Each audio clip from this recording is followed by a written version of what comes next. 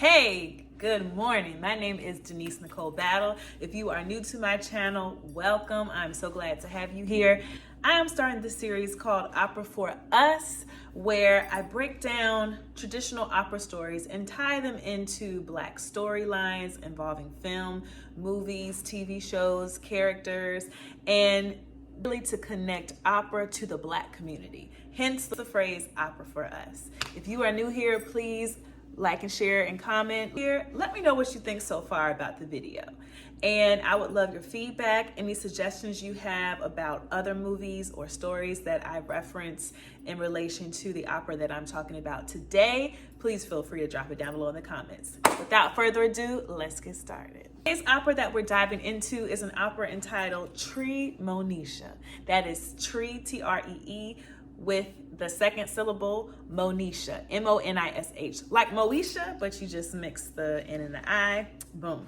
I thought there would be no better fitting opera to describe and relate other than this opera because it is written by a Black composer. It features a Black female lead who is just amazing, and what she does for her community is very liberating and relative to what we have going on now. So without further ado, let's get into Treemonisha.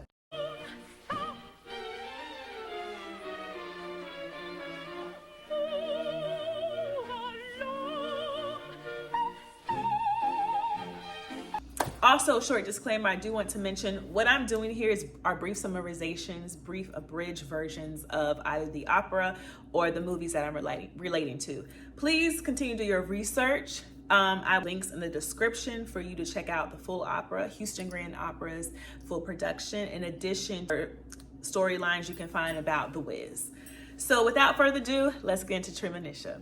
Okay, Treemonisha for me is one of my favorite operas that I stumbled upon 2 years ago, really, because the storyline and the motive and the attention of what she was doing for her people and in this storyline just grabbed your attention. The opera was composed by a Black composer, Black musician, Scott Joplin. For those who aren't familiar, Scott Joplin was a major force in American music, more specifically ragtime and jazz.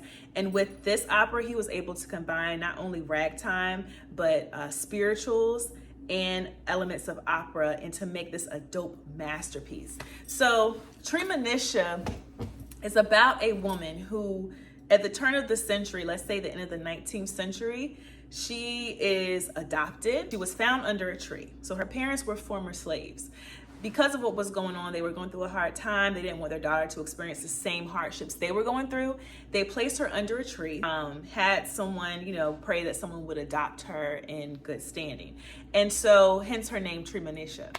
Her adopted mother, Monisha, is where she got the second part of her name from. So her adopted parents were Ned and Monisha, and they took her under her wing. She received education, and she grew up as a freed woman. Now, a freed woman, as they define it, was a woman who was educated. She was able to move freely in society. And back then, especially when the opera was written around 1911, us as Black people, we were still trying to find our way into American society. We were coming from emancipation. There were still laws and certain regulations in certain states, well, all over the states, that really tried to prohibit us from being free. So anyway, Treemonisha is a force of light. She grows up to be this huge light in her community. She is just really bright woman. Unfortunately, there are some men in the community who are very much into deceiving people, and as the opera puts into it, keeps them under a certain mind frame or confusion, delirium, to make them feel like they're dumb, dumbing them down, basically. So they see Treemonisha, they see the light that she brings to the community. They take it upon themselves to capture her, to kidnap her in hopes of killing her. Y'all, these men were haters. So they capture her, and thankfully there is a person in the community, who I can't remember his name, rescues Treemonisha. So Treemonisha, they go back to the community, and everyone is like, oh my gosh, you're back, you're back.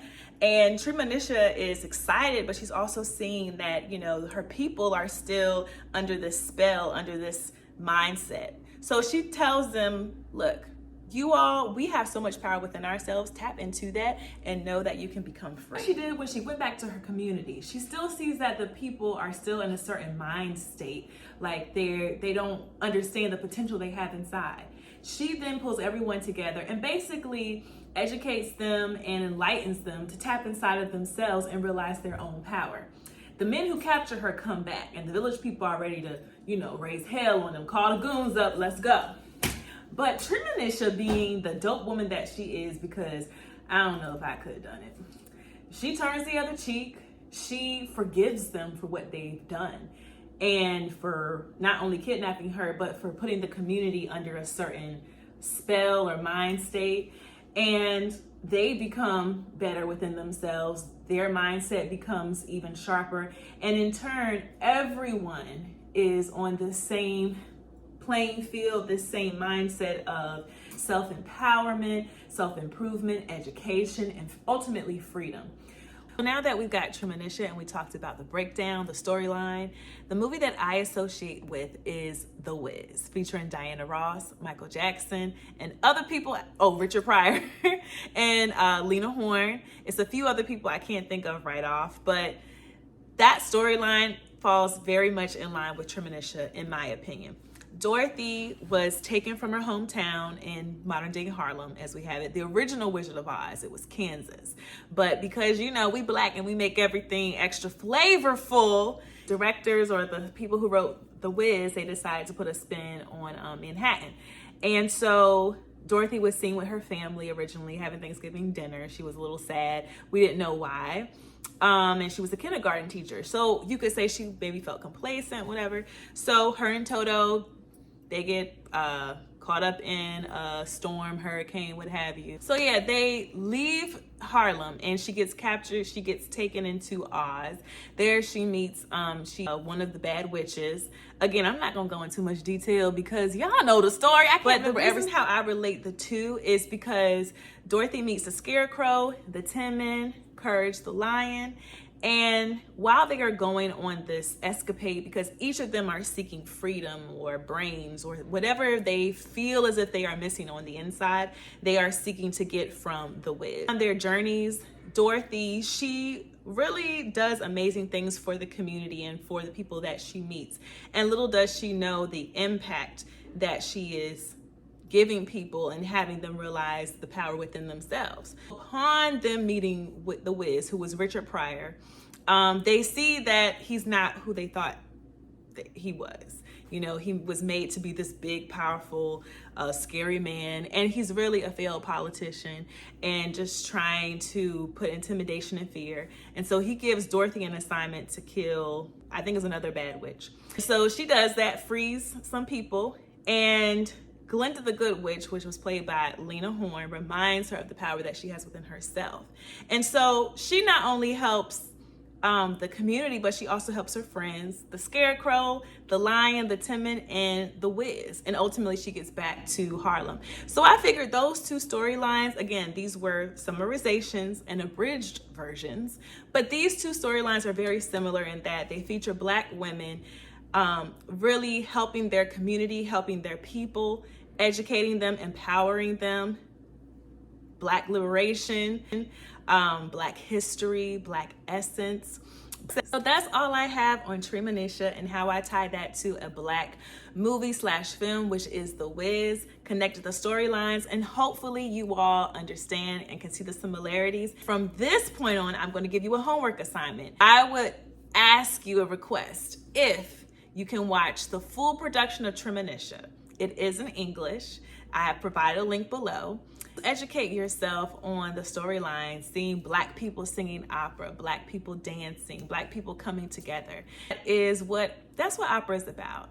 Opera it's a lot of drama, it's a lot of foolishness, haziness, but there is nothing more beautiful than to hear powerful voices conveying a story. So that is the first segment, part 1 of Opera for Us. If you really like this episode and you want to see more, or you have suggestions or questions, please drop down in the comments below. Like, share, and subscribe for more videos. I'll be posting these on a weekly basis. Stay tuned for the next segment. I will be talking about romance, violence, and betrayal. Ooh. So this is really fun for me again. And don't forget to follow me on Instagram at Denise_Nicole B. I'm on TikTok as Denise_Nicole B.